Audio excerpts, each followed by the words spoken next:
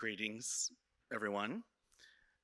We would like to acknowledge that the land Getty inhabits today was once known as Tavangar, the home of the Gabrielino Tongva people.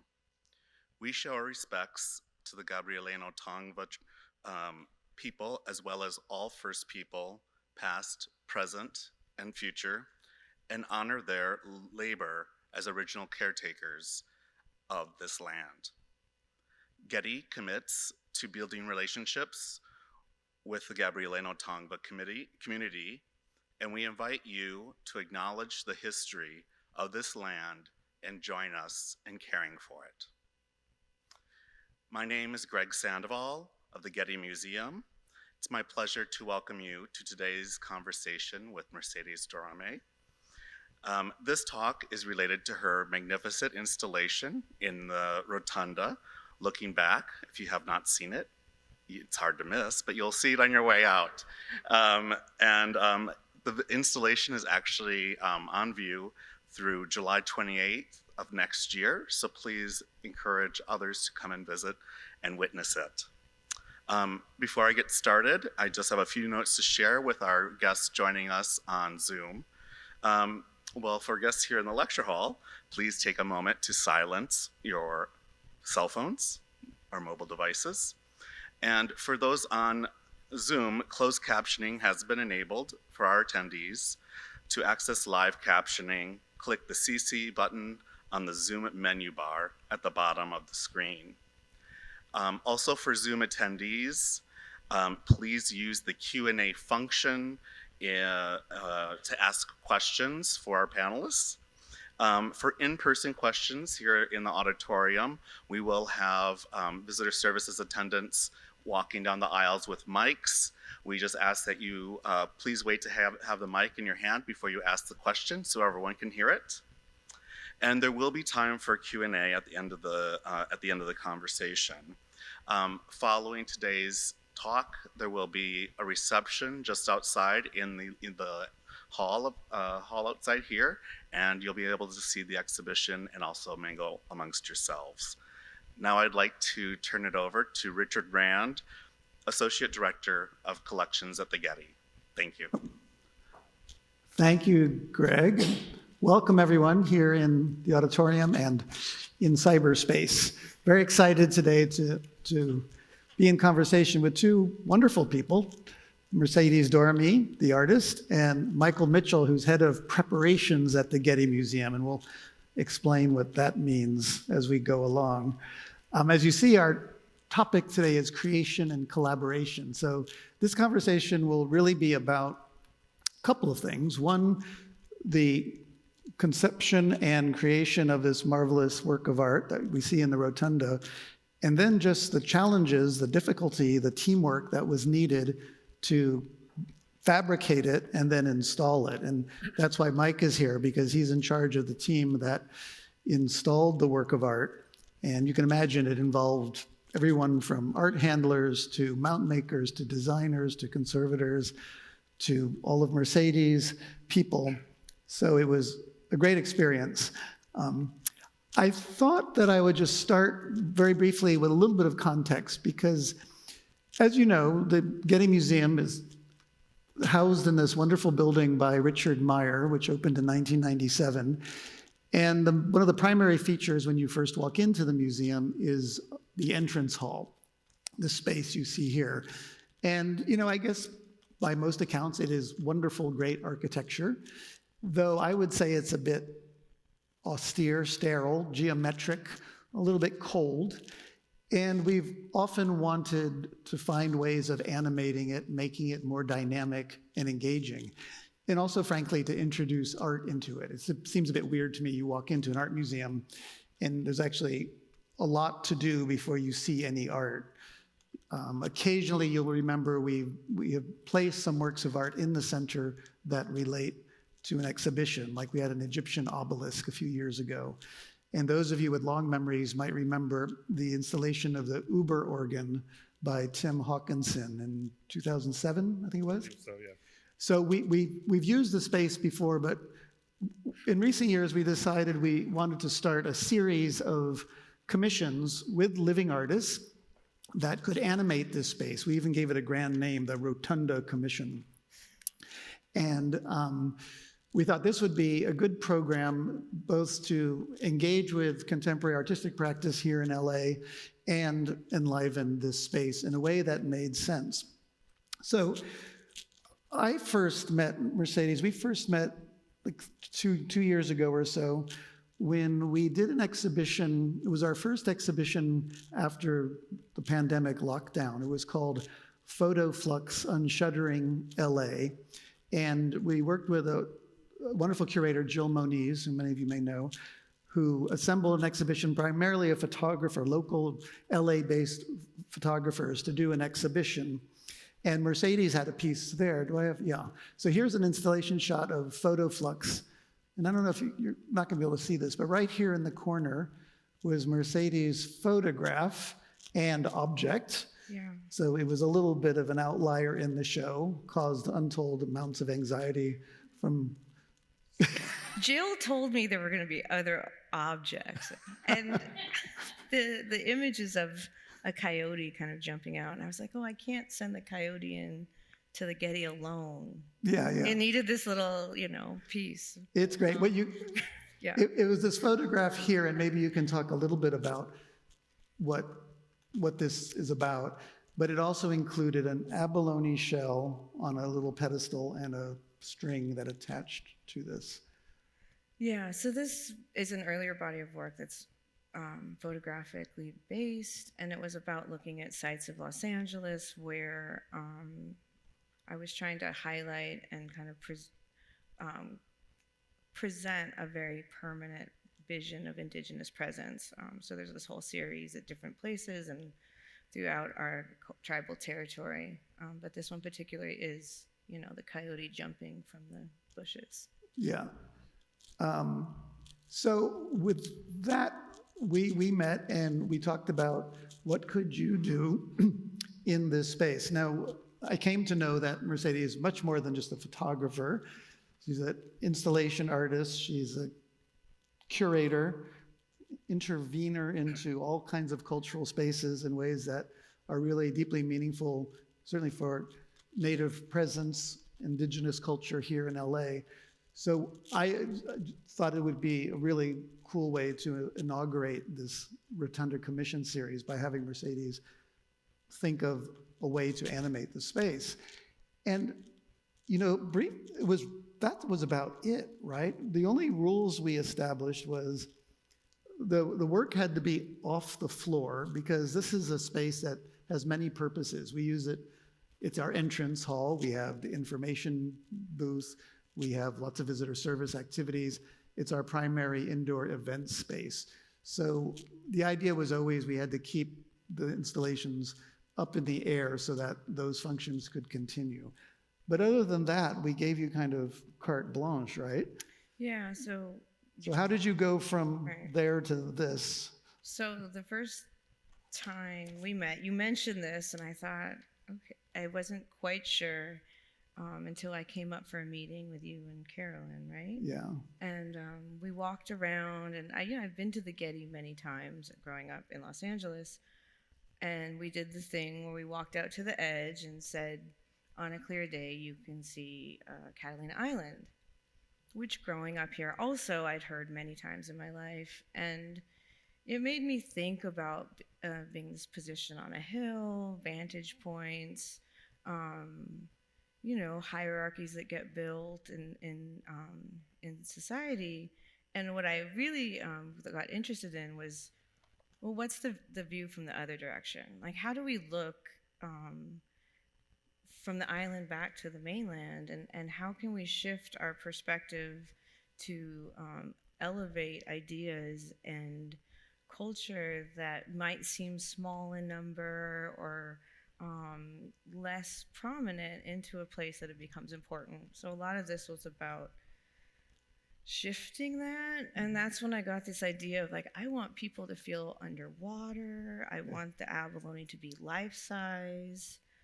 I'll talk a little bit more about the abalone when we get into the other stuff. Abalone is very important. Yeah, it started to become very prominent in all avenues of my work at the moment. But that was kind of where it started. This, kind of creating these or not life-size, human scale versions of these animals, these beings.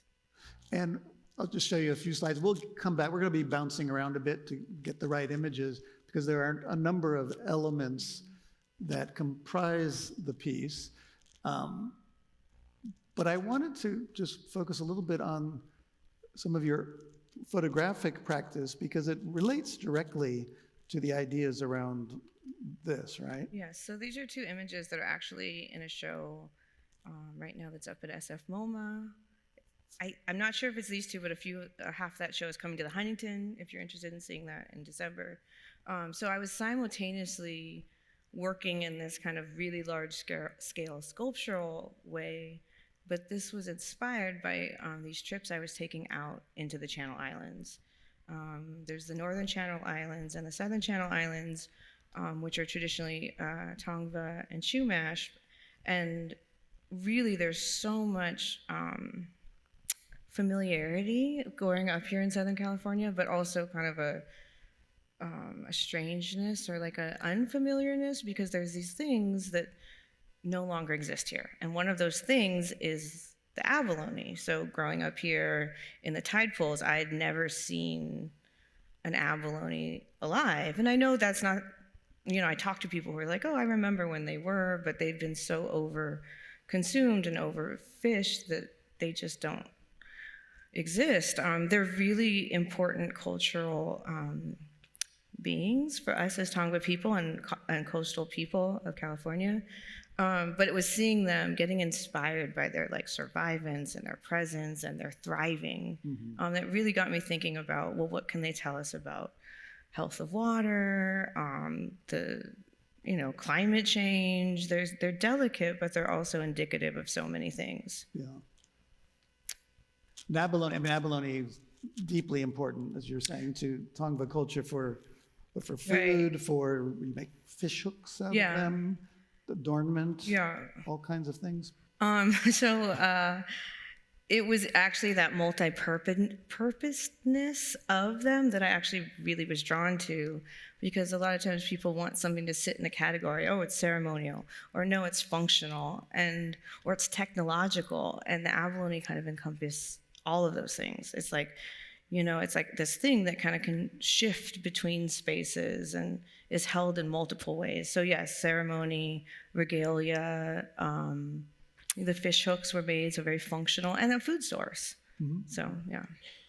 And then these, I don't even know if these are finished photographs that you actually claim as works of art, but it's part of this notion that I found very intriguing when we were first talking about looking back, reversing the gaze, and seeing the site that we now occupy from the perspective of people on the islands or in boats coming back and forth. And I was intrigued by some of these photographs that you showed me.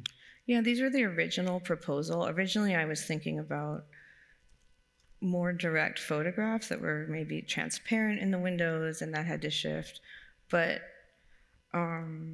these are actual photographs looking at the mainland. And as much as I really like them as images, I started to realize that what was important was about this kind of experiential memory and drawing this coastline from those experiences, which is what took us into the canvases that we'll talk about more. But it shifted away from this kind of literal looking into a more ideological space or perspective. Just so some pictures of you with, some of your images of abalone shells, and you collect, or you have a large collection of abalone, right? Yeah, I've been gifted a lot.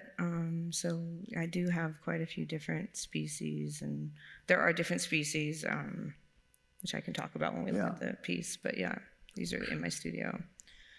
And then within just a very few weeks, you presented us, this is actually a mock-up drawing or photograph that Mercedes presented to us, which we can dissect a little bit so you understand it. But I think first glance, it's like, wow, that's what it ended up looking like, right?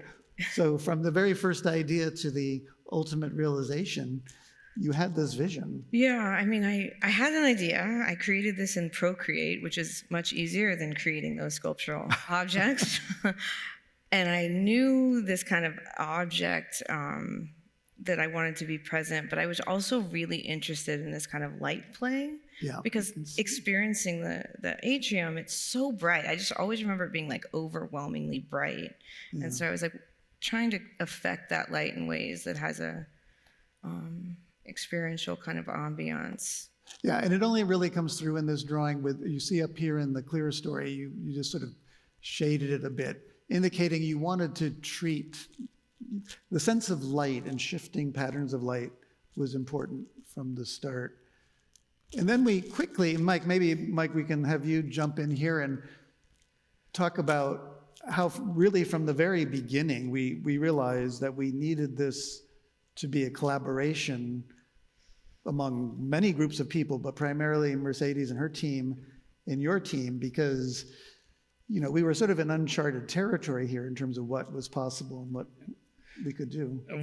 Like Richard mentioned, we had only done a couple installations in this space, and we had one Tim Hawkinson piece in the Uber organ that hung from the ceiling, and every other time it's been like a single sculptural element on the floor in the center. So working with the building engineers, we were told we couldn't apply any types of films or tints to the windows. So this idea of blocking out and tinting the windows, we had to kind of negotiate with Mercedes and her team on what we could do and how we could achieve what she wanted with the restrictions of the building. If you're familiar with that space, about 900 square feet of the ceiling is glass. So we're limited to the spaces we can actually suspend these shells from. So we had to, again, kind of work with Mercedes and remove some of the shells, move them around to some structural points. We had some structural elements in there and that we knew were rated for the weight left over from 2007. And so we went up, measured those, sent her drawings of where those were at to see if she could incorporate those locations in the drawings, which I think we grabbed 3 of those existing points. And then I had to work with a structural engineer to figure out how we could suspend these shells from the ceiling, because it is a drywall ceiling. So we had to go back in and then work with a structural engineer, cut the drywall away, weld in steel plates in there, and then that would give us someplace that we could hang the motors and run the electrical too. Because I don't know if you it was realize, a collaborative effort, all the way around. Right. Yes.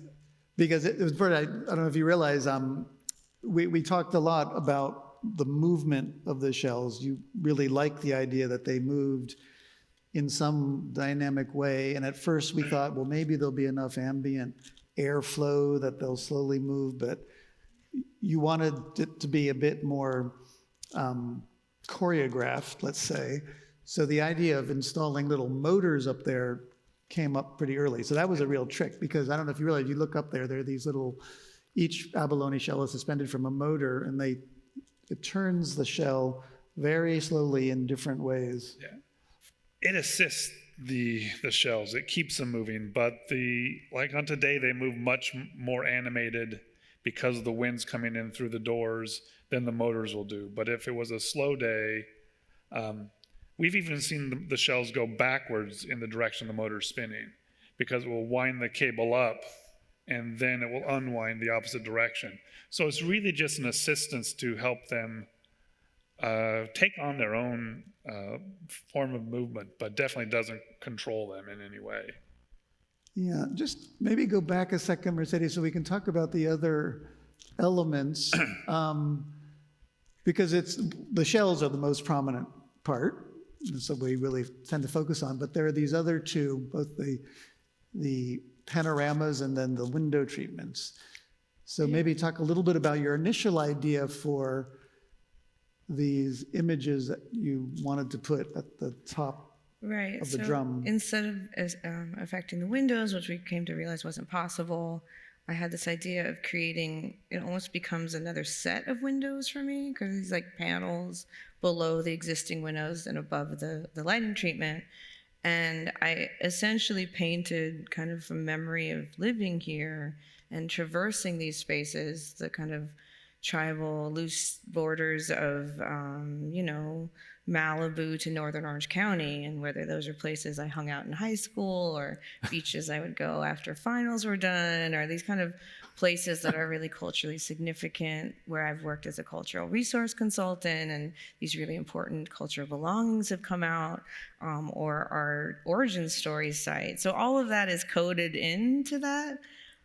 It's not explicitly named, but that is the space.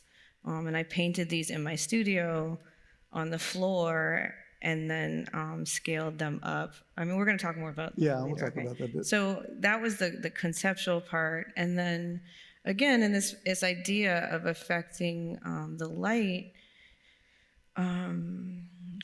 we were interested in that. I was interested in that. I wasn't sure how it was actually going to play out or work, but I thought in creating this idea of like this wave pattern, which holds this iridescent material, which shifts whether it's being projected through or reflected on, and even the time of day is the angle of the sun, it'll shift color. And so I really wanted this to have a feeling that you could really never see it the same way twice. In a really big contrast to my photographic work, where you're solidifying a moment for in perpetuity, but this is kind of something where every time you encounter it, it's different between the movement of the shells, the angles of the light, all those factors, the wind taking them in the opposite direction. So it really affects kind of the experience of viewing.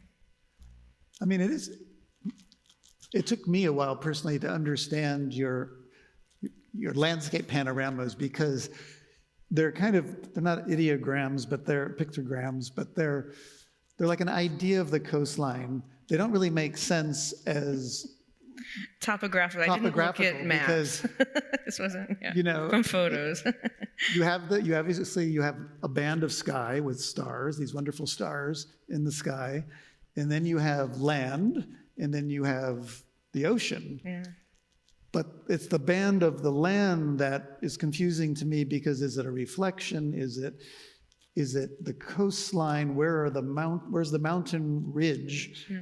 And so it's more of, as you say, an idea of just memories of the places you went to and that people for millennia have transversed. And it also came from an experience. I was out on Pimongna, or Catalina Island, and I was there with Cindy Alvitri, who's a Tongva elder, and we were just talking and having a really lovely night. And at a certain point, we were out at the beach area, and we looked back towards Los Angeles, and it was this really eerie glow that was in the distance. I don't know if it was a combination of some sort of a marine layer and the lights, but it was just it felt unreal. It was tangible, it's there, you're seeing it, but it felt I'd never seen Los Angeles in that way. It was a really particular image. And so some of that maybe comes into the way that the mountains disappear and that glowy top line. No, I love it, because the fact that it's not topographical and immediately understandable just takes you away from, but you don't have to worry about it being an accurate representation, whatever that means. It's more of, you get into just the feelings and the mood and the spirit of the place. Mike, I know there were some issues with how to install these, and we had earlier ideas.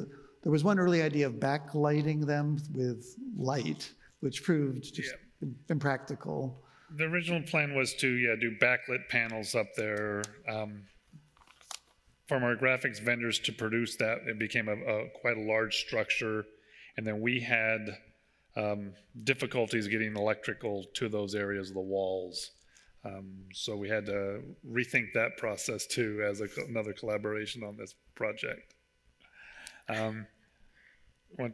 So what we ended up doing was Mercedes hand painted them in her studio, and then they were digitized and sent to our graphics vendors, who then inkjet printed them onto a type of fabric that could be engaged into a metal frame. And we had to do some tests to make sure that metal frame would actually bend at that radius. And so they installed the metal frames and then attached the inkjet printed paintings to that. So that was a collaboration back and forth between our design department, our graphics vendor, and Mercedes to kind of collaborate on that and produce those. Yeah. And then just going down, because it is kind of, the idea is that you see it, you experience it in layers. And so the next band were these window treatments, which again came out of a lot of discussion and different options in your conversations with people on our team who were suggesting what kind of material. As you said already, we weren't allowed to put any kind of vinyl or facing on the windows themselves. But in the end, this kind of turned out to be a really good solution. Yeah, I mean, I think a lot of this, I tend to work very hands-on and kind of, I'm not always used to letting things go out of my hands.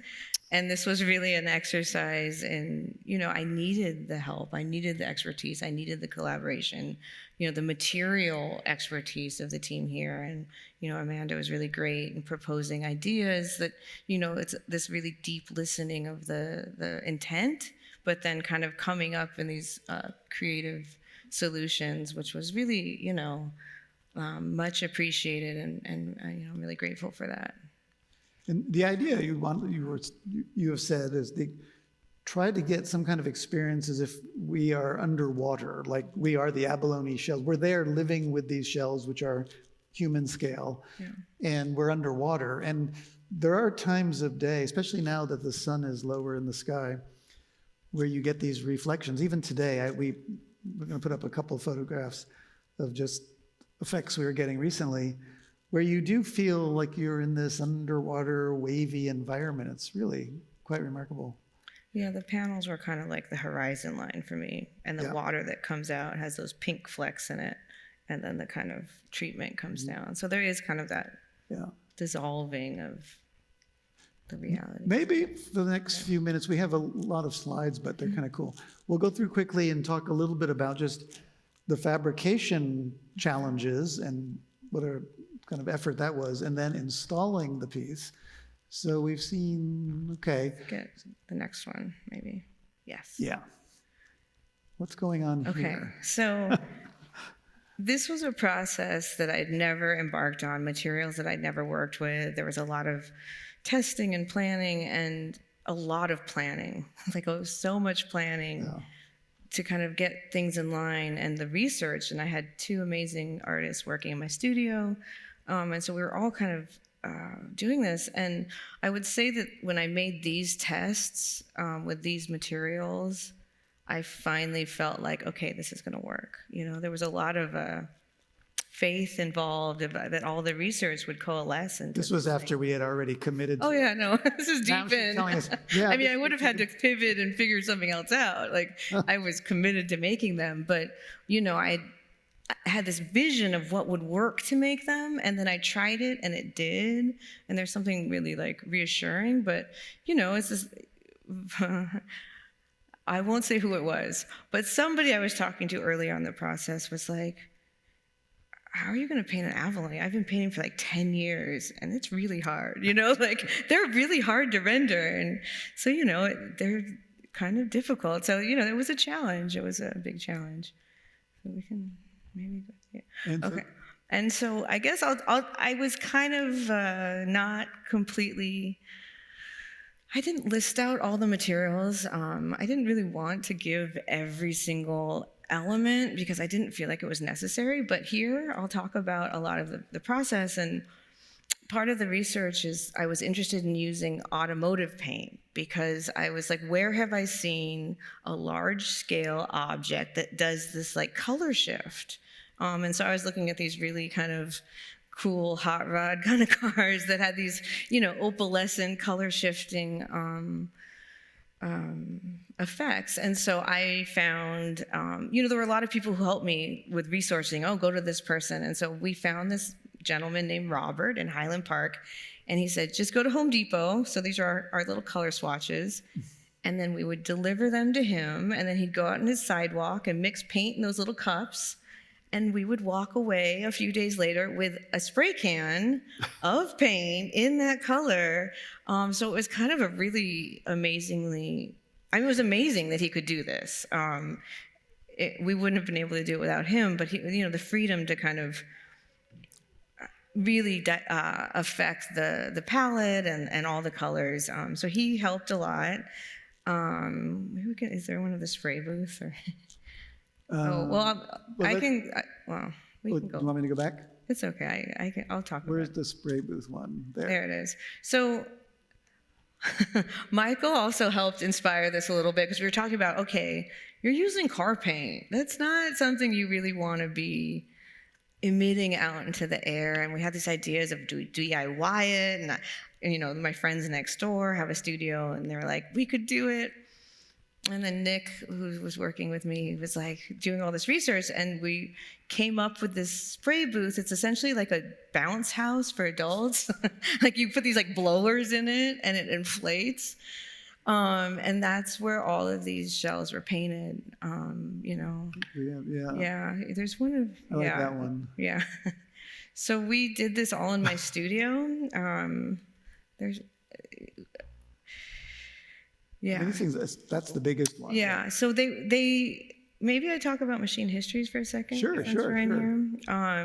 So we worked with Machine Histories, which is a local production fabricator, and I was also referred to him through Anais, who's there. That's Anais and Nick. They both helped me with this a lot.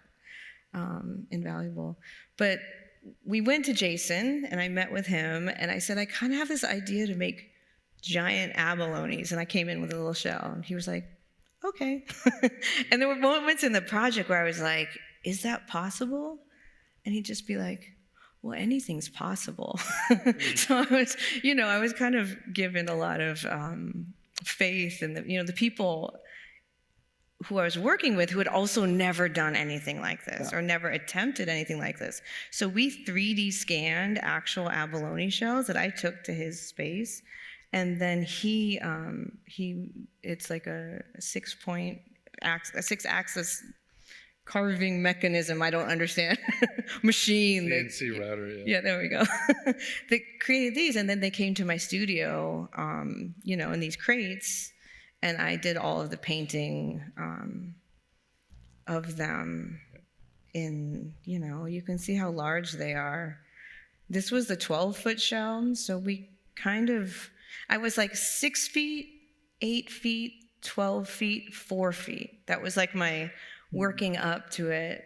Because when we first got that 6-foot shell, which there might be a picture of it next. No, it's a pink one. Maybe not. Which one did you do first? So there's a picture of, if you go back maybe. It's the one with the crate, back a couple more. Sorry. Oh, sorry. Keep going. Yep. Almost, that one. So this was the first one we did, which felt huge at the time. And then when I was packing everything up at the end of the project, I was like, oh, look how cute and tiny it is. Really changed. But this is how they came to me, my studio. That was the first one. That was the first day. And we all kind of looked at it like, okay, here we go. And I put this one in that's kind of halfway because you can really see the color shift. So we used like an automotive color shift. So when it's hit with colored light, it completely changes colors. So that line from green to pink is entirely made by light. It has nothing to do with, it's picking up the paint colors underneath, but it was really a material that was helping. And that's what, if we went back one more slide and we saw those little 2-foot samples that she produced. On the paint finish. We actually brought those on site real early, and we went up on a scissor lift with our lights and trying to make sure that they were going to change the way she was expecting them to. Yeah. And that's when we found out we didn't have the lights that are up in the rotunda don't have enough throw to reach down that far. So then we had to invest in some bigger light cans, stronger, to reach down to where the shells are at to get the color shifts that she was looking for. But those are really instrumental in us because those are our first samples, the first time we saw what we'd be working with. and actually how we were going to light I them and how remember, we were they're going to just hang like in space. that big. Yeah, I remember. The small ones were maybe a foot, and the big one was maybe Yeah. 2 foot square or something. Yeah. Yeah. I love this picture on the left because you see, I just noticed it for the first time, your photograph from Photoflux there pinned on the wall, right? Yeah. Which was the inspiration. And then one of the panoramas on the wall to the left there. Yeah. So a lot of work went into the shells. Just go through some of these slides. I mean, you can see the number of people involved. And then the Can you go back one just really quick? That was the big 12-footer. There's like, you see how many people are lifting that? 2 of us painted that. There were 2 people. 2 people. And we moved it with, I shouldn't say this out loud. There were 3 people moving that from my studio to the tent. We had to do it with 3 people outside of the crate. But that was the one that was 'Cause they're a lot lighter than you Yeah. would suspect, right? Yeah. That's the thing. They're made out of foam. high density. How much, Mike, do you know how much the biggest one, how much does it weigh?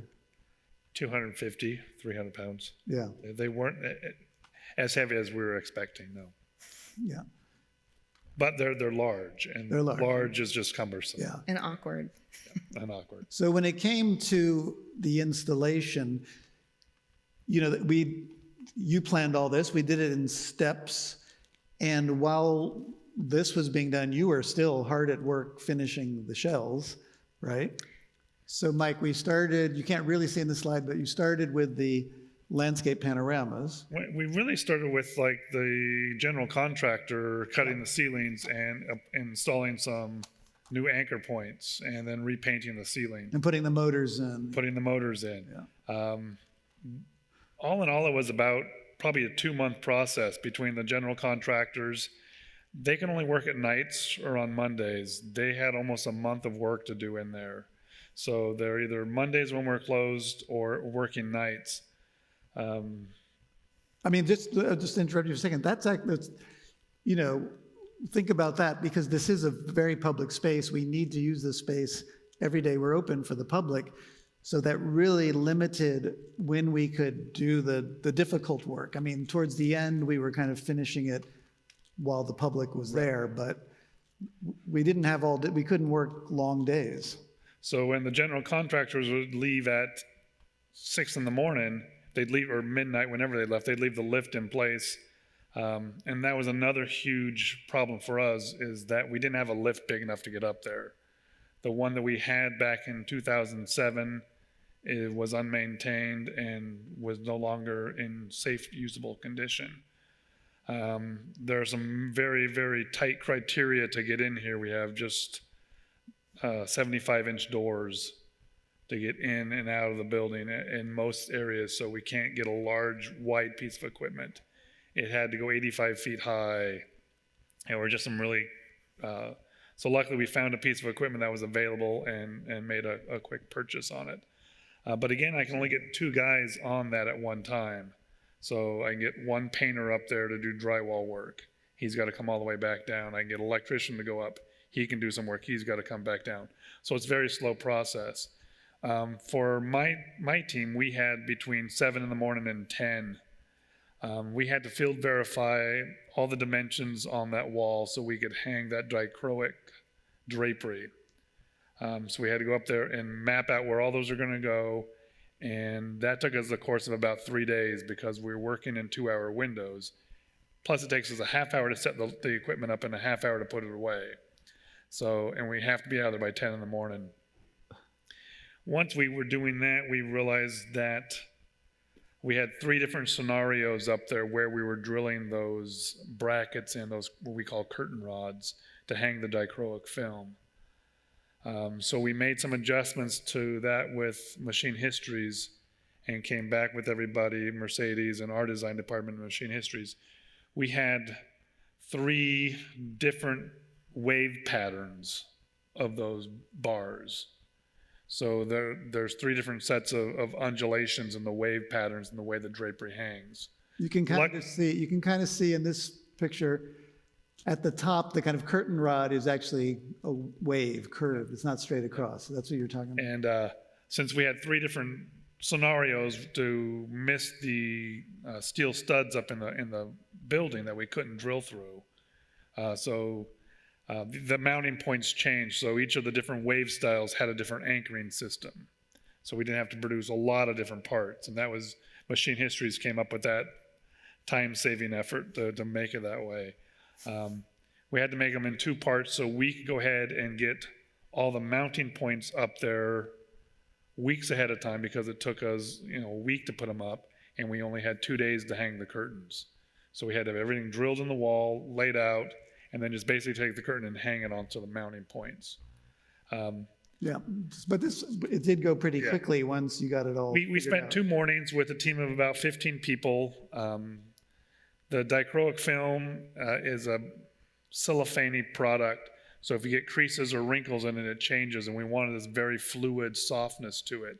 And if we put a crease in it, we got a sharp angle, and that didn't give us that soft ocean wavy motion that we wanted to it. So we were trying very much. You can see the guys trying to hold it flat while we're moving it, because anything we did to it, we could put a crease in it. So they were putting the curtain rods down like that. And then the second slide, we had 2 guys on the lift and 2 guys down low, and trying to keep it tight until we got it up 15, 16 feet. So it didn't, if it bent, it would pick up the creases in it. And so it took us, we got about 10 done each morning, probably 11, there's 22 of them up there. So we got half done in each morning. And we did kind of get the museum to let us go until noon. So we just had to kind of divert people around us those days. But we started at 5 in the morning and went a little late. So all the drapery was up. On the day the shells went in. The shells were all delivered the week prior and were stored on the loading dock downstairs on L4. The 4 smaller ones were able to come up our regular freight elevators and out our regular gallery doors, then back into the rotunda. The largest one, through our computer models, if we took it off its cradle and tipped it just perfectly, we could just barely squeak it through a door. But we were really concerned with how many people that would take and the potential for dragging it on the ground or hitting one of the door jambs and putting a dent or cracking it and then having to repair it. So we opted for this technique of hoisting it up the side of the building with some pre-existing equipment that we had. And of course, it rained that morning. In LA, it's rain. Anywhere else, it's not even a drizzle. It was moist air. But it was the point where, it wasn't really rainfall. It was just, floating in the air. But after being out in it for 2 hours, we were all pretty much head to toe wet. So then we got them in, and once, I remember watching the first one, you figure out how to do it, then the other ones went a little more smoothly. But it was a trick because you had to hoist it up with the rope that pulled it up, and then the guys up in the cherry picker had to connect the right cable to the motorized In theory, it all worked out. Use a block and tackle, just basic old mechanics to hoist them up because they weren't that heavy. It's the only thing we had that has that much drop to it. But that last connection from where the connection points on the shell, as we can see on the one where they're working on the anchor point where it attaches in the one there, our basket couldn't get close enough to that really. So the guys were kind of having to reach or get over the top of it and bend down underneath it to actually be able to hook the cable they had in their hand to the shell. In theory, it worked out, but when we got there, there were some unknowns. It's the first time we've ever done something like this, and there wasn't any time to really prototype it or do a smaller version of it. We had 2 days to get these up. I don't know how the guys in the cherry picker I couldn't have done it. That view on the left looking down, they had nerves of steel. And you can see them being pulled up. Mercedes looking on in wonder or horror. And you can see here, what are they doing here? They're still pulling it up, but they're attaching the cable to it right now. And we did from one pick point, basically, so they all went up at the same place. And then as we lowered them down, they swang over to hang directly below their motor. But again, you can't just disconnect it and let it swing like a pendulum. You have to slowly lower it down. Yeah. And the weight of the rope was heavier sometimes than the weight of the shell, so they never actually went to their actual location without the guys giving them a little bit of help. I thought But- it went really smoothly. The end result, It was a lot easy. It was amazing, actually, how fast, or not fast, but how smooth, seamless it felt like it went. It was really impressive. You spend so much time planning and making and creating and thinking, and then all of a sudden it's up, kind of. And I think after the fifth one went up, the only adjustment we really had to do, we had to change the direction of a few of the motors, change the speeds of some of the motors, and the smallest shell, the lowest one, was just a little too low. Any kid who wants to play high school basketball could have jumped up and swang, and that's just something we're not comfortable with. So we moved it up another couple feet. But that was done at the motor, and it was a simple operation. I want to make sure we have some time for questions, but maybe just one more thought for you, Mercedes, is now that we're living with this amazing work of art and seeing how it lives across time of day and time of the year, and these remarkable lighting effects that we get, particularly now that the sun is lower in the horizon. And these are recent ones that you took that we just put up today, where you see these range of colors. And it made me think, you currently have a project on view at Occidental College at Oxy Arts. You and Joel Garcia curated a show about native California, native LA artists there, and it's called Iridescence of Knowing, right?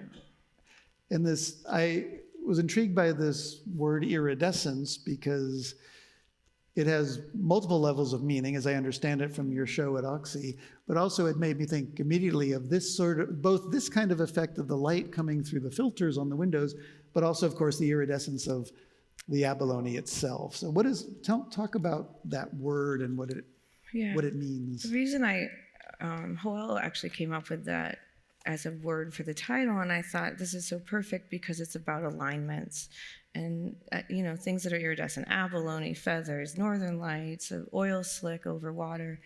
And essentially it's this interaction of light, a substance or a surface, and you as a viewer.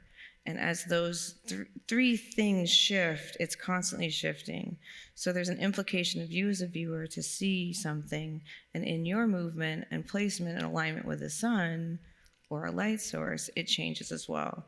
And so a lot of my work is about those kind of knowing where you are, the land, but also understanding the sky and these kind of moments of alignment.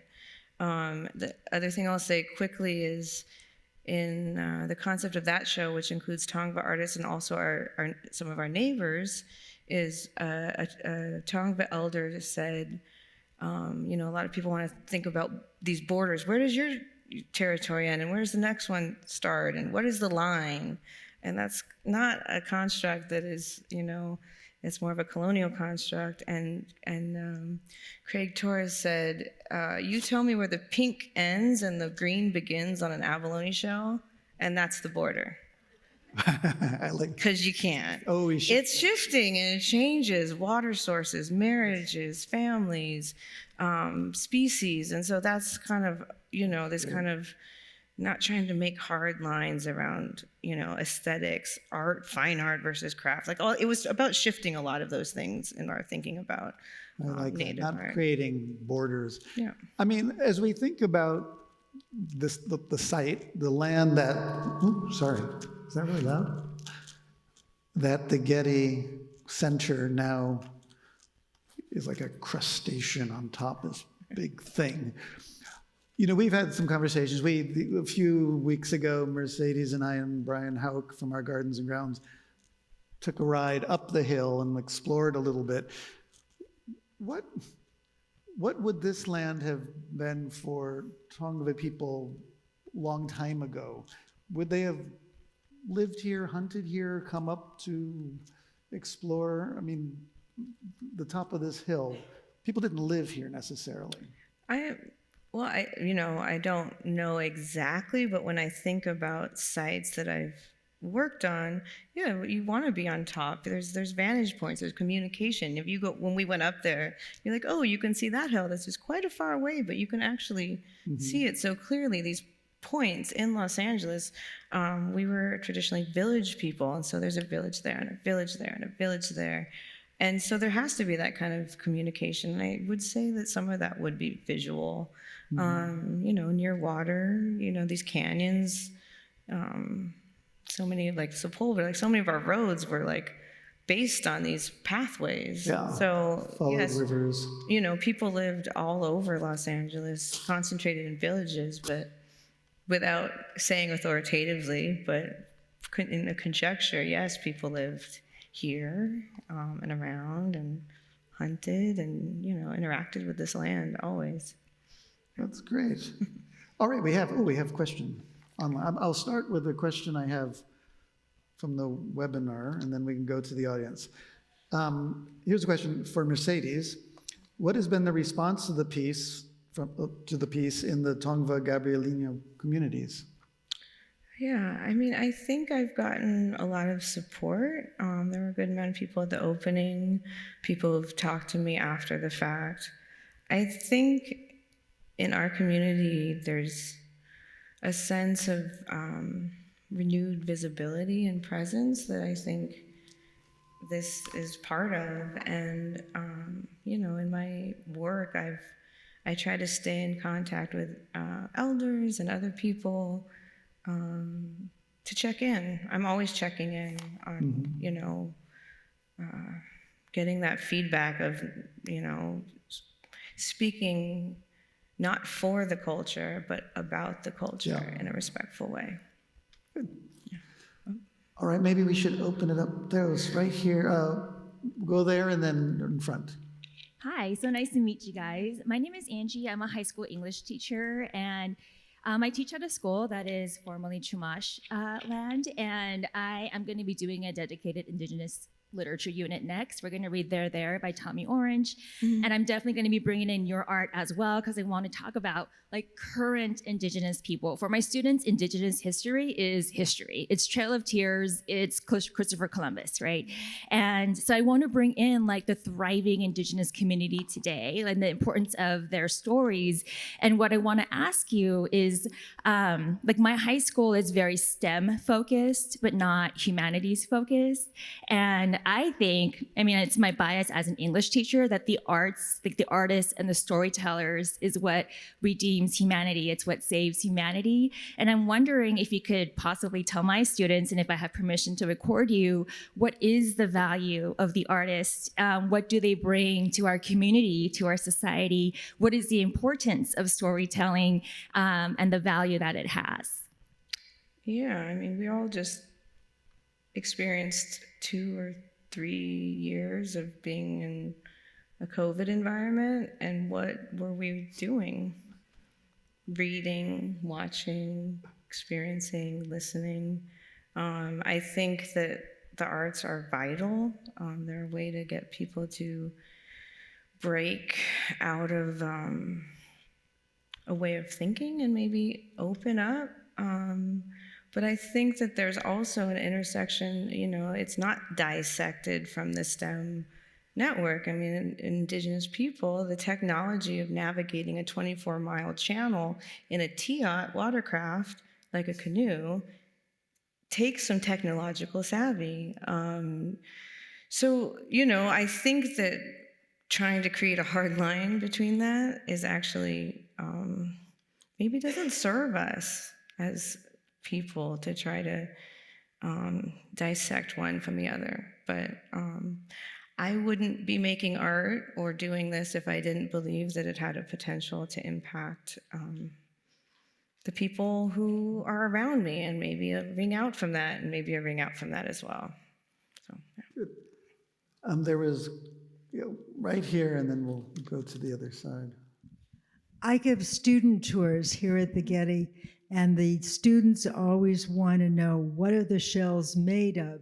Now, I heard you mention foam, but I was trying to understand, wouldn't the paint go into the foam? Anyway, the other question I have is, what is the weight range? You mentioned 300. Are there any 300 pounds? Are there any less than that? So I guess my two questions are, what are they made of? What are their weight? That's the questions I get. So it's a high density foam, which we went to because we needed to do something that was not extraordinarily heavy. They're coated in a material that makes them kind of sealed in order to get painted with the caliber of paint that I was using. If they weren't sealed, because there were moments where the seal, I had to patch, because if the paint went through straight onto the foam, it just kind of eats it away. So there was materials, a coating, and then the paint. There's actually a clear coat on there for my friend who does car stuff. He said, you got to put clear coat. I wasn't going to do it. So, those are kind of the materials. There's acrylic paint on the back. Yeah, I think those are the materials. And then the small 4-foot shell, which for me is like my daughter's size, like I can pick that up with one hand. Like, I don't know. 35 to 50. Yeah, It wasn't it's heavy. very light. Most of the shells we moved into the space of my studio and out into the paint booth with 2 people. So 2 people could, they're awkward, like I said, but 2 people, weight-wise, could easily move them.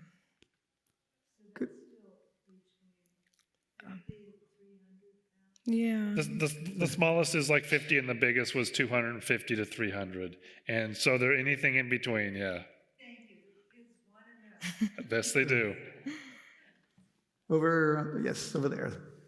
On that same note, can you talk about a little bit on the carving of these foam in terms of how you carved it without tearing it apart? Yeah, actually, so this was done by Machine Histories. So it was actually, talk about art and technology, it was kind of rendered by a machine from that 3D scan of my abalone shell.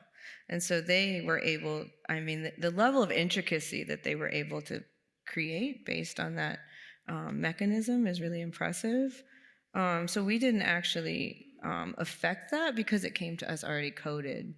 There were moments where we added coating for texture, but we were kind of working on the other stage of that. And they would carve it in pieces. So the machine, the 3D, not a 3D printer, but the 3D carving machine would cut sections of the shell. Yeah. They would then assemble it and maybe finish the seams, coat it, and then deliver it to Mercedes for painting.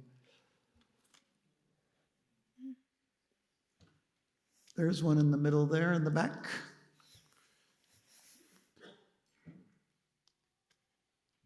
Hi, thank you guys. I'm Bridget Timberlake. I have absolutely no art background other than to enjoy it, and this is magnificent, so thank you very much for that. On the planning side of this, though, this was specific for the Getty, and I'm wondering, will it travel to other locations? And Matthew, with all the work that you and your team did to install this for this specific location, how do you adapt that to other locations? Well, we don't. The plan is that this is a special installation for us here at the Getty. It's site-specific. We have no plans to travel it. And in fact, we'll return the elements to you at the end of the project. So if anyone knows of institutions that are looking to collect and or show these magnificent shells after next July, let me know. But we keep detailed records of everything we do. So we've got the architectural plans from our structural engineer. If this was to go someplace else, as other artworks sometimes do, then we write a report and give specific directions to wherever it's going. And that becomes part of it stays with the piece. So. All right, well, we've reached the end of our hour. One thing I just wanted to point out is we also appreciate that there are wonderful effects from the outside looking looking back towards the space, and even reflections that occur on the architecture on the outside. So it's a multi-dimensional experience. And I did want to just end again with, a recognition that this was a collaboration, teamwork.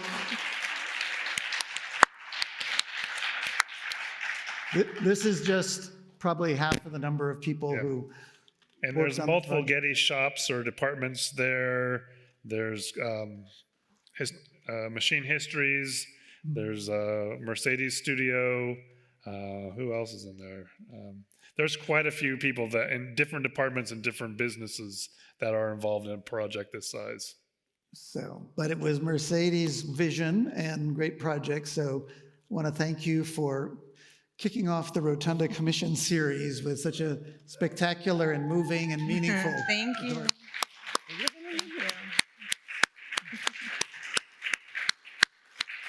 All right. Thank you for coming. As Greg said, we have a small reception outside. Sorry, people online, no cupcakes for you. But otherwise, thank you all for coming. And please come back, bring your friends. You can't see this object, this installation enough because it's ever changing. Yeah, much better in person than on a photograph too. Yes. Okay.